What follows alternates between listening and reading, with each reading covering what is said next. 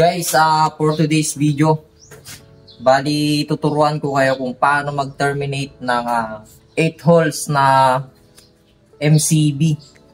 Yung gamit natin dito is MCB na circuit breaker. Bali, terminate na natin to. Ipapakita ko sa inyo kung paano mag-terminate. Then, color coding. Hindi na natin nasunod. Magta-tagging tayo dito. 6. Yung gagamitin natin MCB dito, yung main circuit breaker natin is 40 ampere, 4 na 20 ampere, then isang 16 ampere. Ang diskarte ko dito guys is yung pinabili kong color coding. Ang hirap dito is hindi nila nasusunod yung color coding natin. Kaya ako yung nag-a-adjust kung paano yung gagawin ko para kung may electrician na mag-maintenance na susunod dito, hindi natin maiwasan na busy tayo sa ibang trabaho tapos bigla ang maintenance dito is iba yung natatawag ng consumer, lalo kung kailangan aayusin.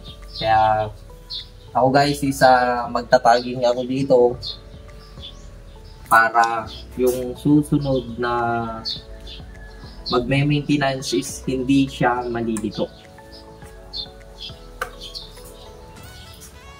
Ganito yung diskarte ko guys pagka nag-termination ako. Then also meron tong main banding jumper guys. Naka-grounding din tayo dito sa ginagawa nating electrical works. MCB yung gamit natin dito.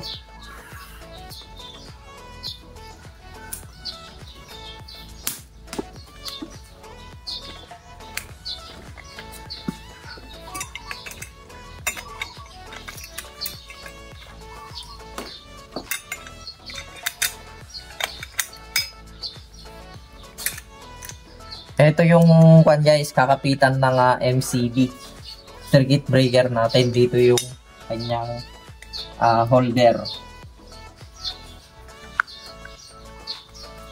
Then gamit kayo ng bar level para madiretso o hindi. Malaman kung diretso siya o hindi.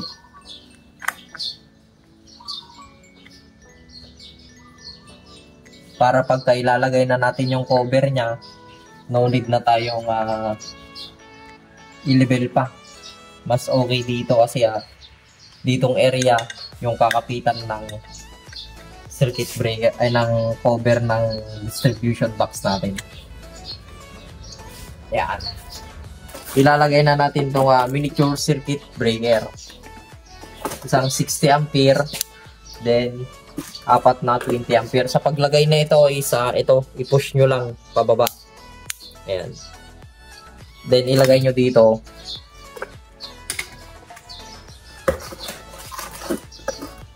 Pare-parehas lang yan guys, i-push nyo. Then pag nailagay nyo na dito sa kanyang holder, itulak nyo lang ito pataas. Ayan. Para mag-lock siya, hindi siya basta-basta maalis.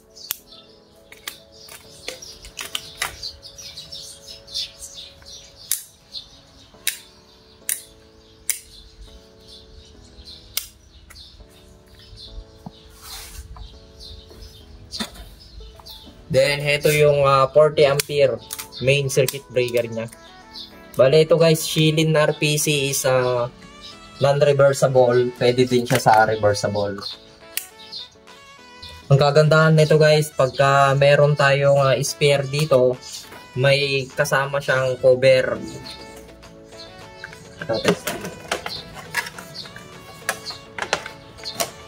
So guys, yan. Meron siyang cover na kasama. Para hindi makita yung awang niya dito na malaking space. Then, terminate na natin to.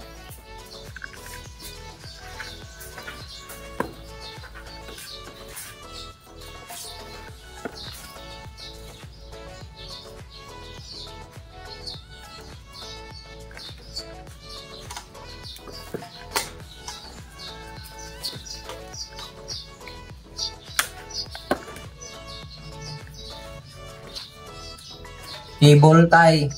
Yung the best gamitin dito guys, kaso wala na, hindi na tayo nakapagpapili sa consumer natin, kaya electrical tape na yung gagamitin natin.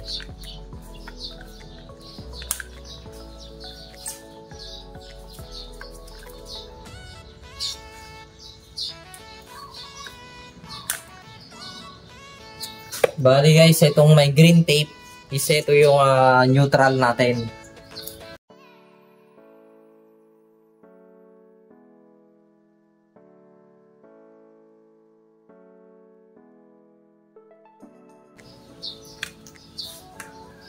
Dapat ito guys, dito sa kanyang tornilyuhan is fit na fit. Dapat to, wala siyang loose connection.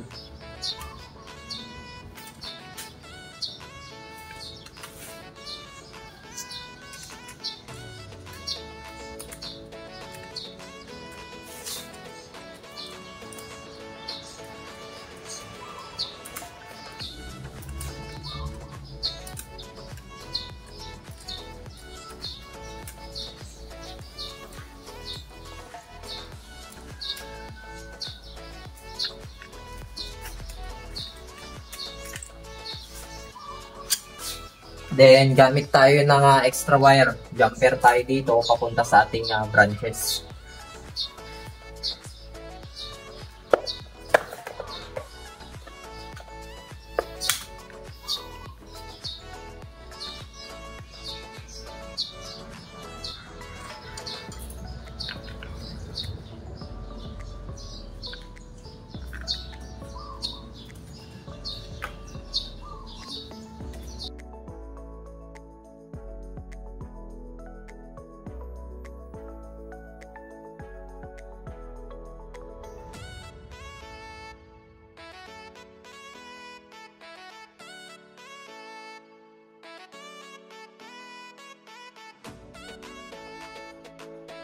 Then ito guys is para sa ating lighting. Papunta dito sa mga 16 ampere. Yung tagging natin na kulay green is ito yung neutral natin sa mga lighting.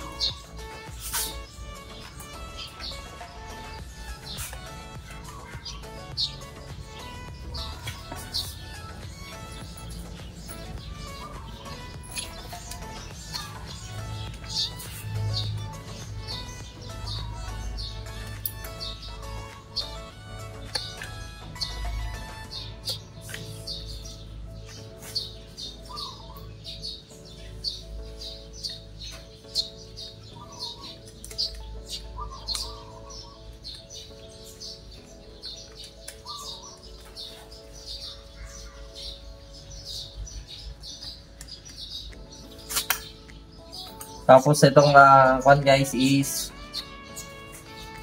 sa ating power layout dito sa may ground floor.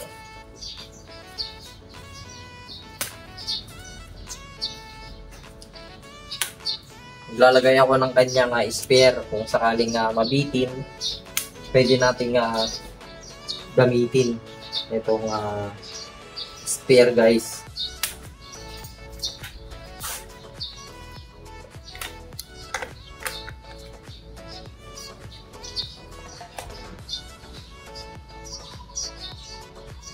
Then meron din tayong tagging dito guys sa line at saka neutral.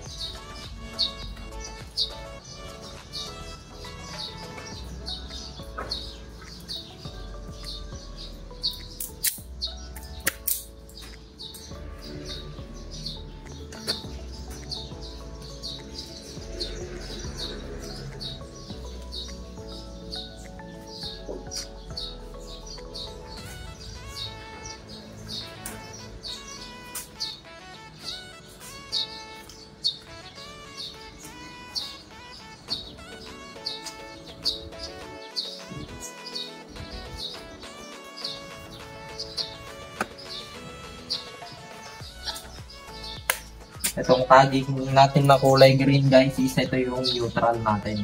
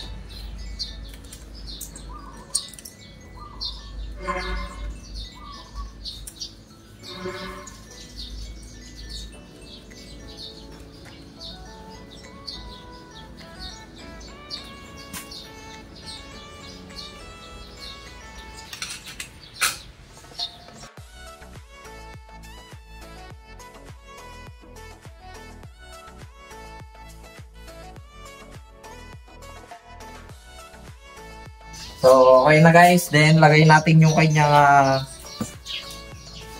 ito bus bar.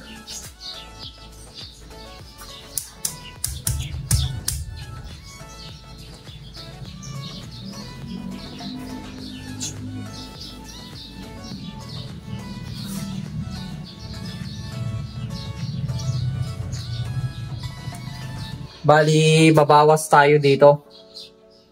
Sobra siya. Guys, bali binawasan ko siya. Then lalagyan natin to ng electrical tape.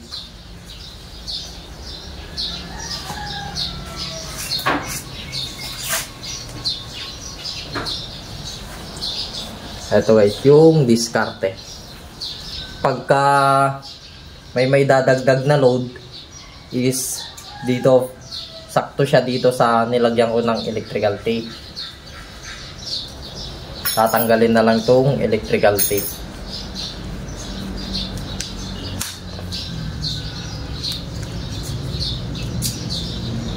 Ayan guys yung itsura niya.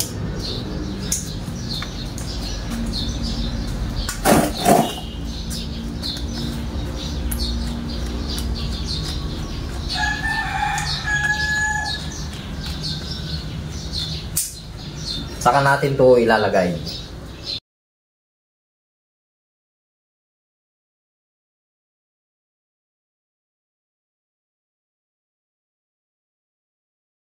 Then, ito, hihigpitan na natin to. Dapat to wala siyang loose connection.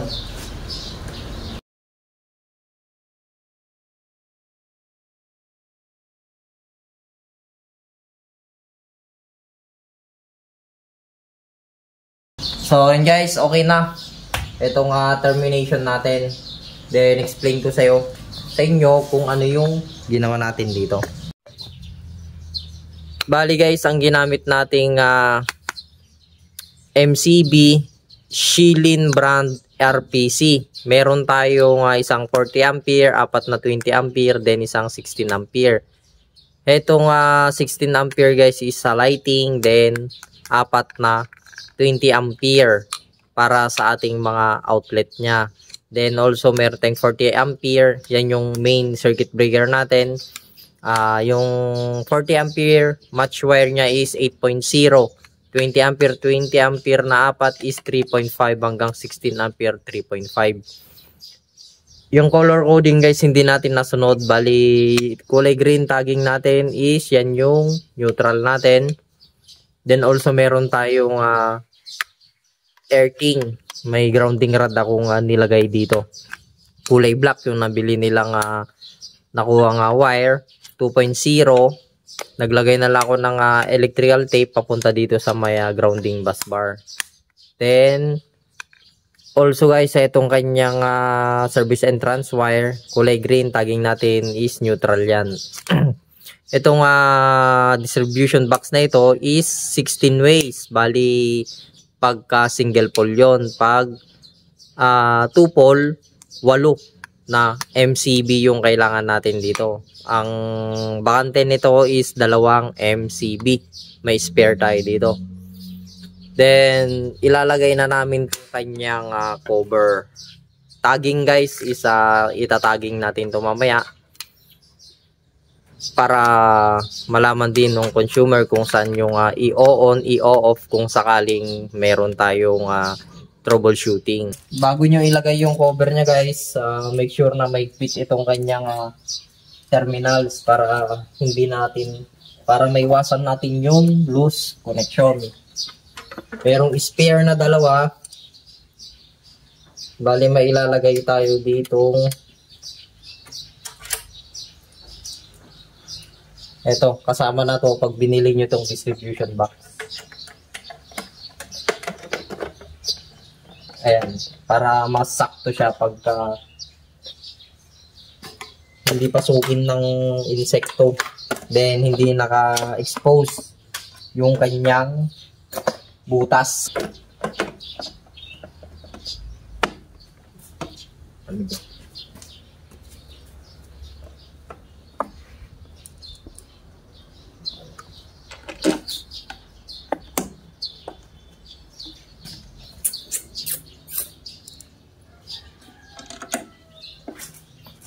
Grabe.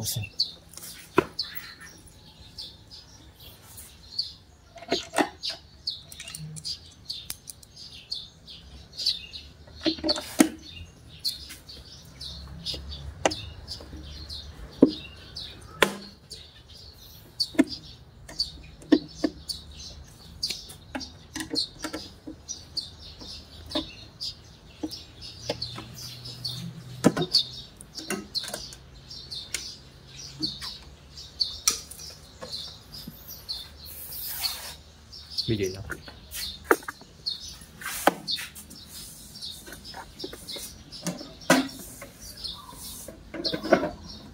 So, ito guys, yung itsura ng MCB pagka natakpan na natin.